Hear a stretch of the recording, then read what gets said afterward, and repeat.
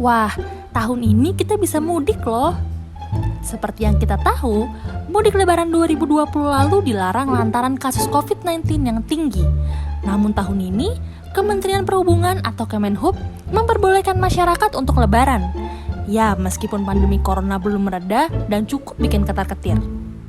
Menteri Perhubungan Budi Karya Sumadi akan menggagas mekanisme protokol kesehatan ketat bersama gugus tugas COVID-19 dalam waktu dekat, mulai dari tempat keberangkatan, perjalanan, sampai di tempat kedatangan. Tujuannya agar mudik lebaran tidak meningkatkan kasus baru dalam jumlah masif.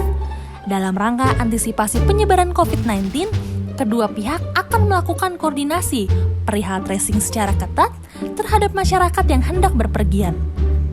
Selain itu, pemerintah saat ini sedang berkomunikasi dengan beberapa pihak terkait yang mendukung syarat perjalanan, termasuk mempersingkat masa berlaku alat screening atau penyaringan COVID-19 seperti Genos, rapid test, atau PCR test.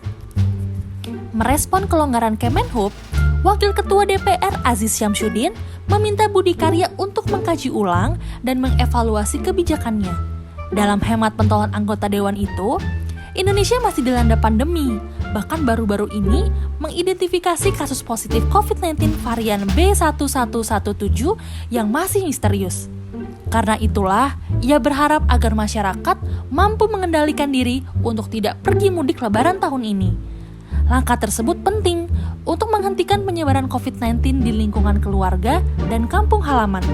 Lagi pula, dampak ekonomi dari perizinan mudik tidak setimpal dengan resiko yang didapat. Kendati begitu, tak dapat dielakkan akan tetap ada masyarakat yang mudik secara diam-diam pada lebaran kali ini.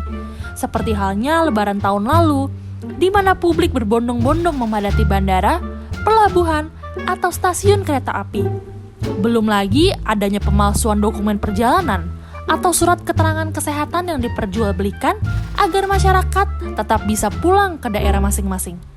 Saking tingginya minat masyarakat untuk mudik, beberapa oknum menyediakan sejumlah travel gelap yang digunakan menyelundupkan pemudik. Jadi, pemudik-pemudik nekat dan ngeyel tersebut tetap bisa melancarkan niatnya. Sementara itu, juru bicara Satgas Penanganan COVID-19, Wiku Adhisa Smito, menegaskan soal izin mudik lebaran ini masih dalam tahap pembahasan. Kementerian dan lembaga masih mendiskusikan hal tersebut. Jadi, kita masih harus menunggu keputusan resmi dari pemerintah. Jadi bagaimana menurut kalian soal mudik tahun ini?